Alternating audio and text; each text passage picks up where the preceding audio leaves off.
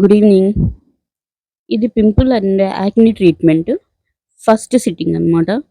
So, తినకొచ్చేటప్పటికి మనం treatment చేస్తున్నాము. తిన స్కిన్ చూడండి ఎంత యాక్నీస్‌తో, పింపుల్స్‌తో అట్లాగే ఆయిల్‌తో స్కిన్ అంతా ఆయిలీ స్కిన్‌గా అయిపోయింది.